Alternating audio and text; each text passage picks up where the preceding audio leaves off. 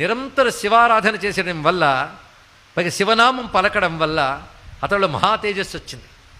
అందుకే గ్రహదోషంబులు దుర్నిమిత్తములు నీ కళ్యాణ నామంబు ప్రత్యహమున్ పేర్కొను ఉత్తమోత్తముల బాధింపగా నోపునే దహనున్ కప్పగజాలునే శలభ సంతానంబు నీ సేవ చేసి హతక్లేశులు కారుగాక జనముల్ శ్రీకాళహస్తీశ్వర అంటారు దుర్జటి మహాకవి. దీని అర్థం ఏంటంటే గ్రహదోషాలు అలాగే ఏవో దౌర్భాగ్యాలు అని ఏడవడం కాదయ్యా, నిత్యం ఎవడి శివారాధన చేస్తాడో వాడి గ్రహదోషాలు ఏమీ చెయ్యలేవు, దుర్నిమిత్తాలు ఏమీ చెయ్యలేవు. కర్మ కొద్దీ అవి చెయ్యడానికి వచ్చినా ఏమవుతాయి అంటే అగ్ని వైపు వెళ్ళిన మిడతలు ఎలా దగ్ధమైపోతాయో శివారాధకుడిని బాధించడానికి వచ్చినటువంటి గ్రహములు కూడా ఆ విధంగా భస్మవుతాయి తప్ప వాడిని బాధించలేవు అని దుర్జటి మహాకవి చెప్పారండి ఇక్కడ. అంతే కదా, అలాంటి వాడి మీద ప్రతికూలాలు